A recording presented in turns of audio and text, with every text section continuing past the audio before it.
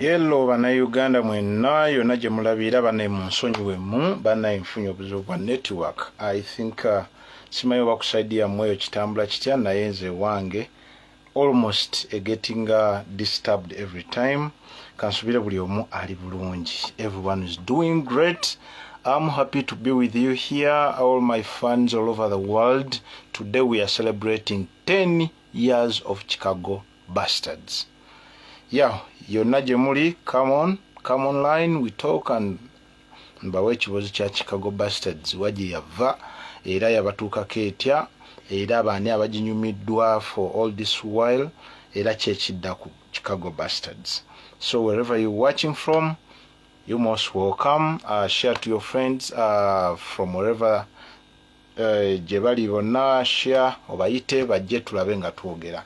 Tunyumyemu simanyi oba network eteredde oba ekyansumbuwa gwali ku side eyo njagala ngambe nti nze network yange erikkirya labe nga nsobola okutandika. Mujje tuwaye ekirala mukulikeyo mu muzigo kyemanyi ogwaleero gwabatuuseeko ku ssaawa ndooza 12 as usual. Today is a Friday. Abasiraamu kulikeyo muswala mu muzikiti juma byonna then abasigadde nga betulinda Sunday waliwo n'abagenda okusaba enkya Saturday abannaffe aba advent nammwe tujja bakulisayo era mwetegeke tulabe nga Sunday Saturday basanga bulungi nga naffe abagenda ku church ku Sunday naffe twetegeka naye nga mwena yonna gye muli. I want to know whether you guys you are there. Twongere tunyumyemu kuba firimu zino it is really a big process of starting doing a movie.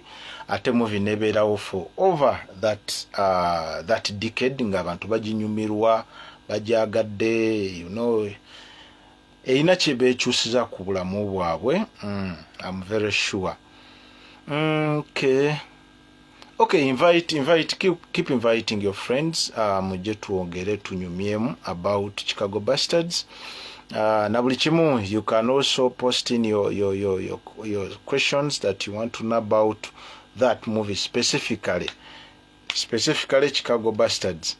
Abo muzigo, what do we do? Should we talk about it really? Ne lunaku lwa leero guys, just 10-year anniversary ya Chicago Bastards. Ndowooza oba omuzigo tuveeyo tube tumalize Chicago Bastards eno then tube tugende ku birala kyoyinza oyita NBA eba NBA abasoma oluzungu mu ababitegeere nnyo. So just invite you guys. And you know, then you've just disappeared immediately. Yeah, but kyonna kyekiri ninda mwe tutandike. What do you want to know about Chicago Bastards? That's one question. Secondly, do you want to know about the making? Do you want to know about the actors and actresses? Do you want to know olunaku lwe yakolebwa, olunaku lwe yafuluma ne Jack Katale era kikyekoze, awards meka zefunye, nominations meka zefunye, bingi nnyo twongere tubyogereko.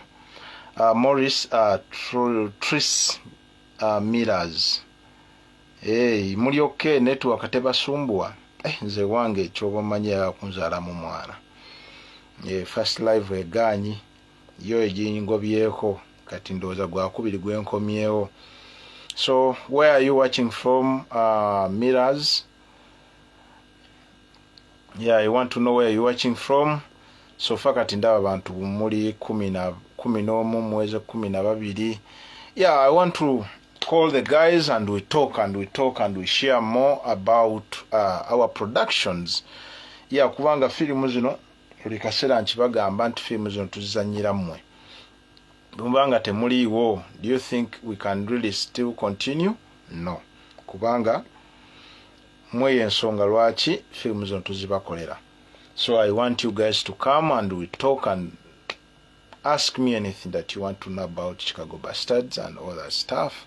Atanagiraba ku YouTube kweri, genda ku YouTube channel yange Lutaako Metone Kayanja kweri bulungi nnyo We are watching from Saudi Arabia. Dama obe chibayita batya Damama. Okay, you're watching from Saudi Arabia. That's interesting. Okay, Nakawesa, Kale, come. It's okay, you can join in. It's okay, you can join in. Nakawesa, where are you watching from? Let me know where I'm presenting from.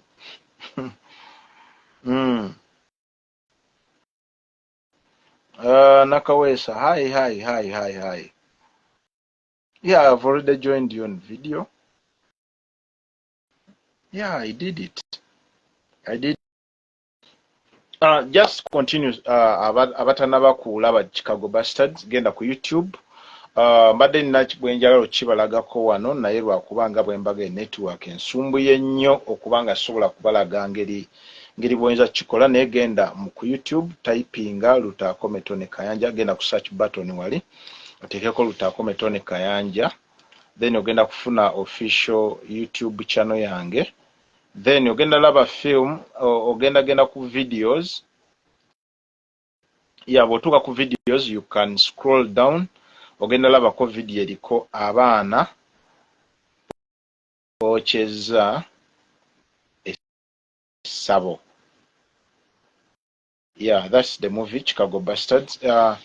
Nabadde njaji ku videos nasoose okuuploading olwaleero emisana, nabadde nagitaddeko dda ku link yayo mweri mu comment section.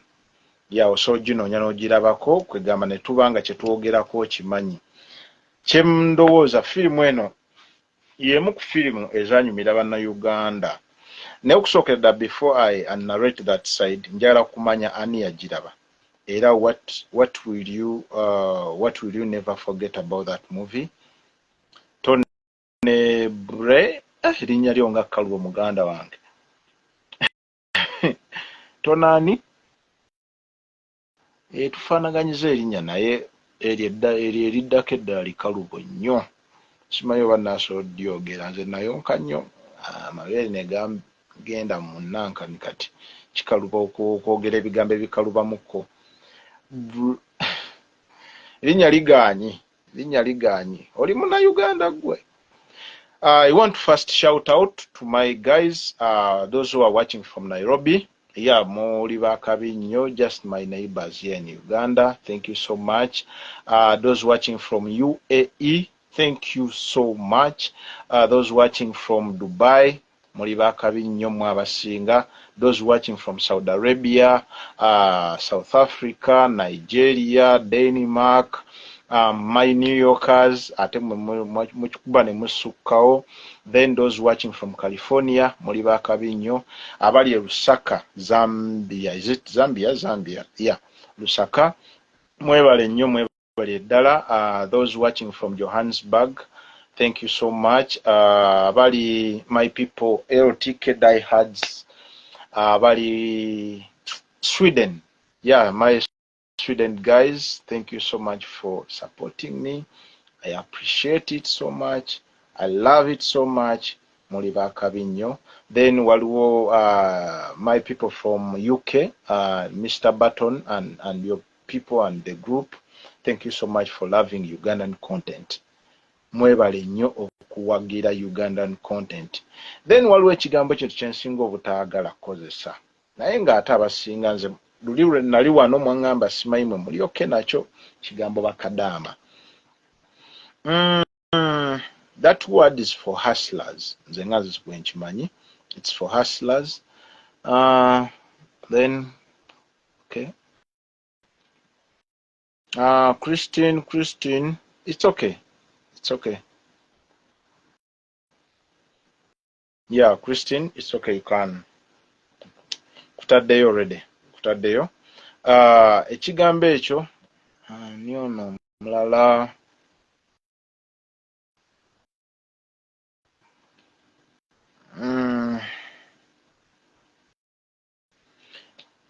Okay, Christine, jigenda giti eyo gy'okwasaganya. Where are you watching from? Let me know where you're watching from. Yeah. Who is this?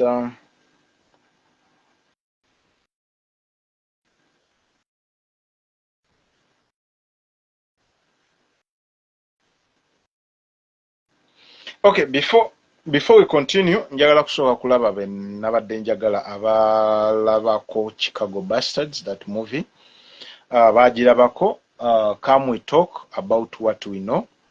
Then abatanagirabako nga bwe mbagambye, musobola ogenda ku YouTube channel yange kweri nnyo na network ebizeemu.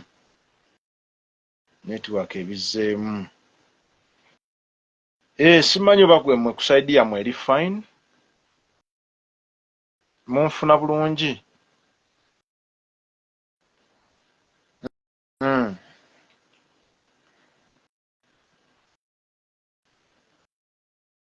Okay, kale. Ndowooza so far mwe abaliko we can start. Chicago Bastards.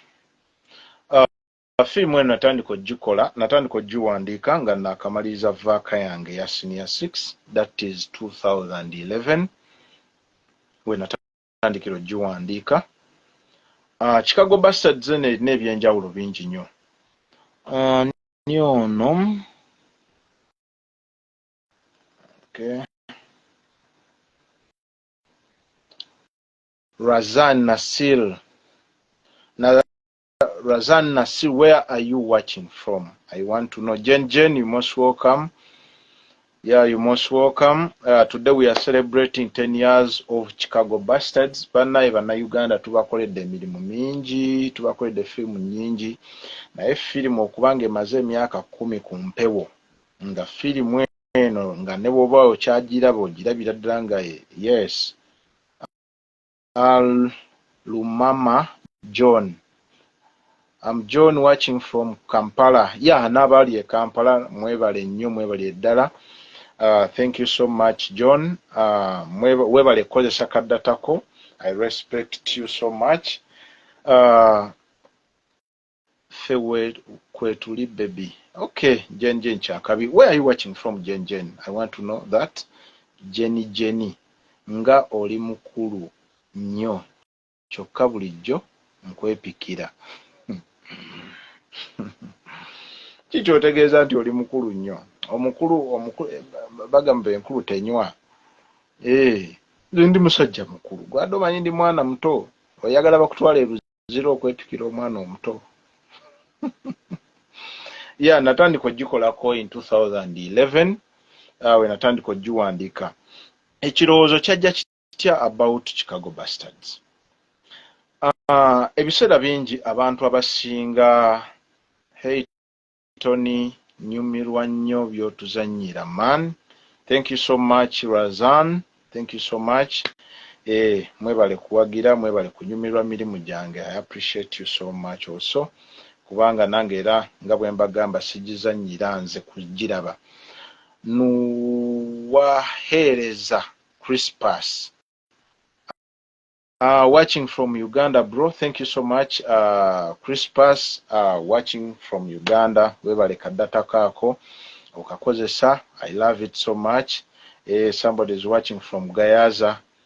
And you, dear. Thank you so much. Mwebale nnyo oku posting emirimu gyange okugisharinga from one point to another, from you to your families and friends. Mwebale nnyo. Ngera bulijjo mbagamba, I don't take your love for granted. The way you share my works, the way you post them, I don't take that love for granted. Chovola manze naye nabagamba obulamu bwange nabusalawo bubawa, ngenda kubawa firimu mpaka kuwulira bubi. Akinamu obuzibu wanika omukono. Ngenda bazanyira firimu mpaka kuwulira bubi. What is your best movie from me? Apart from the new ones, but ziri enkaddemuko. Ekyo ekibuuzo kyange.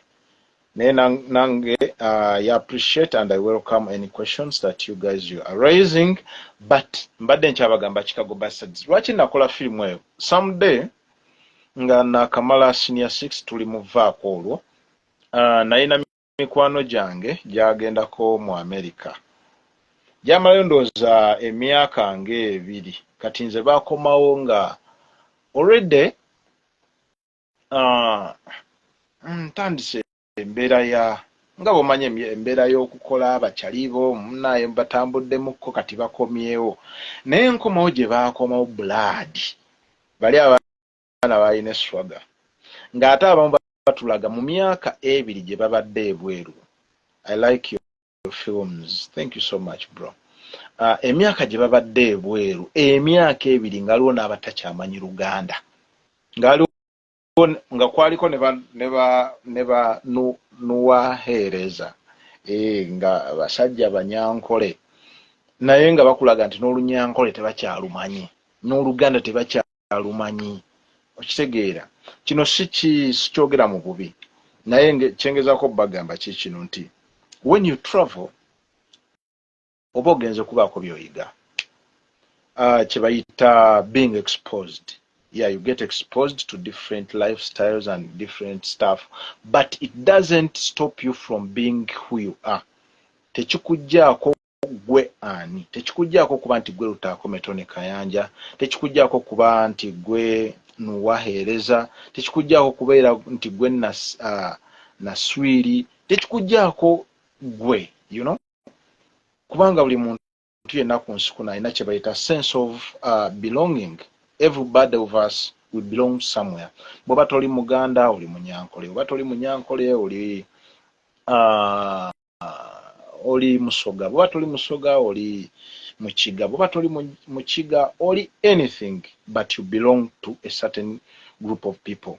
So you okutambulako n'ogendako mu nsi endala tekitegeeza ate kuyisaamu bya buwanga byo maaso, tekitegeeza kuyisaamu bantu maaso. Katugambe bw'oba waleka ku ewaka, tekitegeeza nti bwe bakugamba nti akabira ako oba ebyobuwangwa bikola bwe biti ne bikola bwe biti, you don't need to go against, kubanga bye byatukuza bye byatulera eyo environment gye twakuliramu. Kati gwe bw'ojja ne environment oba ne change eri negative, at the end of the day society yaffe eba egenda kwonooneka. So kati abantu abo bampa ekyokuyiga kinene. Waliwo n'omu yajja nga enkoko oba enkoko ba yali agiyita enkooli. What is this enkooli? Is this enkooli? Ng'ategeeza nti eno y'enkoko. Is this enkooli? Yeah? In just 2 years, can you forget your language in just 2 years? Ng'ate ovudde n'oli muntu mukulu, toli mwana muto. Batuuka gwe maana bali abaana baali banyiiza. And when I did that movie, I made sure I invite them, some of the guys that I could manage to call. Kwaliko babiri abasobola okujja, then I invited their dad also. Ne daddy waabwe bambi ali very appreciative of the movie that I did, kubanga era muli yaŋŋamba nti I have to buy a copy. I have to show my kids to know how the world must work, how everybody must behave. Sinti bw'otambulako ebweru, no, you know, you have to become another person. No, it's okay to, you know, okukyukamu, kubanga toyina ate kusigala mu mbeera ey'omuntu atatambuddeeko. Oba okitegeera, oba olina okuba wabaako ebintu ebimu by'opiikinga naye ate tekikugjaako nga bwe nkugambye gwe nga gwe. So obuwangwa buno baabwonoona ne bakola biki. I don't want to narrate this movie to you guys. Me, I'm in Saudi Arabia, but I know Arabic. Only I forgot Luganda. Yeah, I see you. Indeed, you forgot Luganda. You don't even know how to write Luganda. Naye Miraazi senga mbadde ndi kumpi senga nkusunamu olusuno n'olutegeera. Yes, njagala mmanya ng'ovudde ku bubanga you speak Arabic. Oli mwana osibuka wa? Just let me know that. Mbulire gy'osibuka nkubulire ekiddako.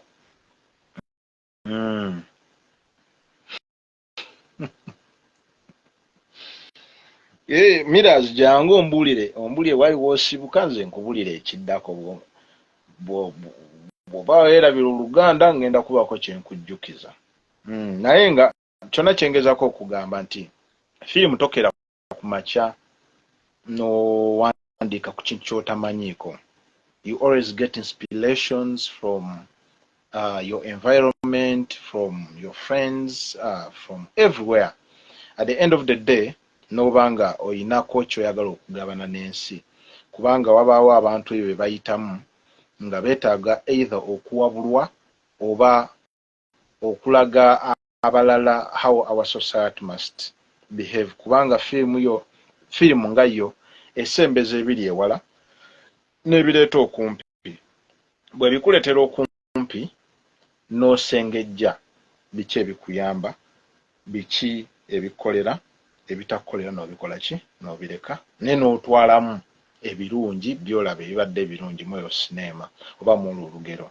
So wabaako obubaka buno gye buba bulaga. Kati gwe gwetanyumidde ebiseera ebisinga obubaka bwandiba nga tebujja wuwo. I grew up in Makindye, but Mulamoji stroke Musoga. What's that Mulamoji? Nga kyo sikimanyi. Okay, kati kambuuze ekibuuzo. Tris Millers. Oli okunkobera nti n'Olusoga walwerabira. If you don't know Luganda, naye nsuubira Olusoga okyasobola toyinza kuŋŋamba nti Olusoga mbe. Remember, Olusoga is broken Luganda. Kati nanga okyobulaba nvugawo ko ne ŋŋendako eyo. You cannot tell me that you forgot Lusoga. Kiri kisoboka. Ne lwakuba kino sikitegedde Mulamoji. I didn't pick that. Yeah. So today I want us to celebrate the 10 years of Chicago Bastards. Abaana bangi abazanya firimu eno n'abasharingiddeko ku bifaananyi ebyo. Bangi bambi tebakyali mu industry. Bangi bagivaamu. You forgot all. It's okay. Nze nkimanyi naawe omwago guswala. Era singa no wadooka audio section ng'osobola recordinga. Neewandikira bye nti oswadde. Olwo omwana yakola firimu bagiyita nswadde n'enswaluka. You cannot tell me that you forgot all.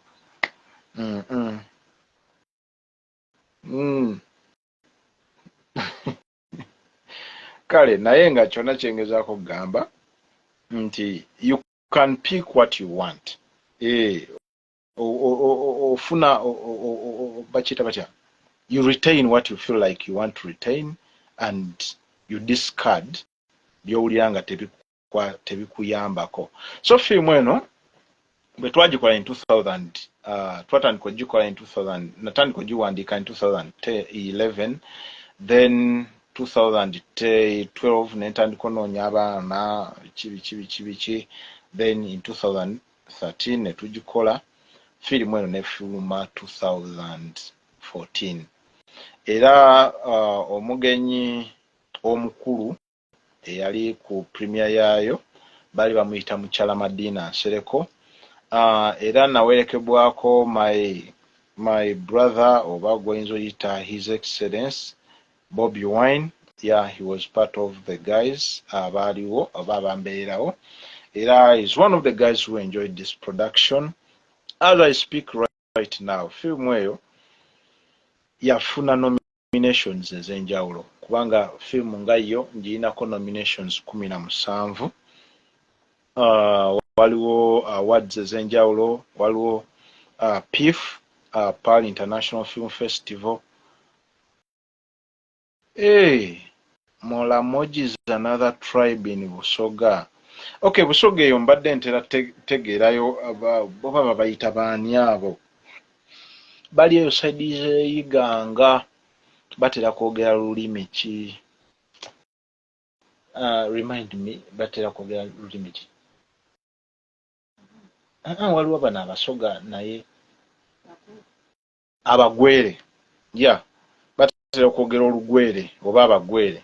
So kati mbadde manyi oba abali mu side y'e Busoga baba abagwere naye abo mbalabye leero mbasomyeko leero era mbategedde leero abamolamogi oba bano bakolamu firimu ya Malamogi Rebellion nga be bavaamu abamalamogi moji is it moji I don't remember my history very well, but you remember about that rebellion.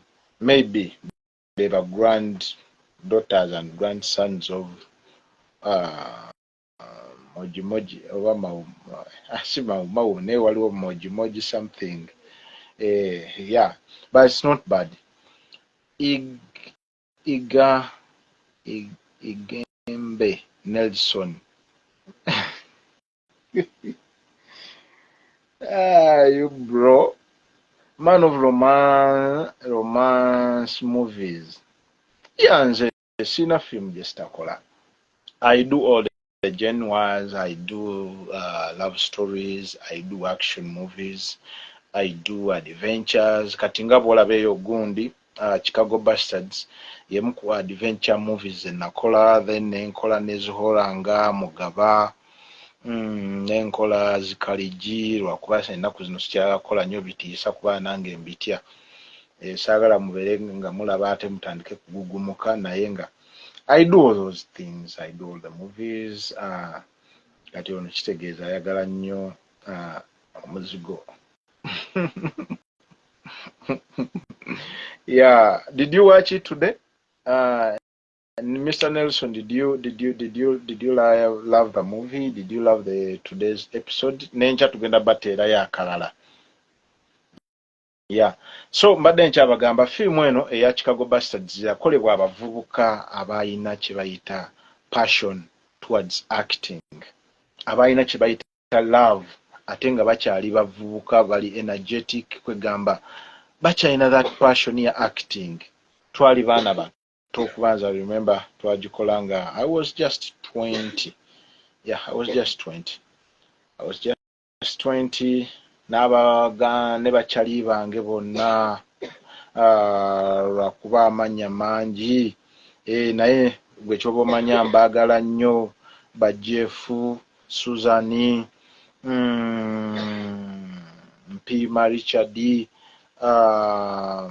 Shamira, bangi bonna bani abalala Gloria, Husseini, Nathan Watongola, Mosei Sulaiman Chigundu, bangi firimu eyo y'abaana be nakola nabo naye lwakuba ekyennaku most of them tebakyali mu industry nga bwomanyi firimu za Uganda nti bwemuba temutuwadde buwagizi bumala people lose out their talents ne babivaako ne bagenda ku birala ate ne tumaliza nga tuluzinze the best talent gye twandibadde nayo naye nga kiva ku kinti maybe tetuwagiddwa kimala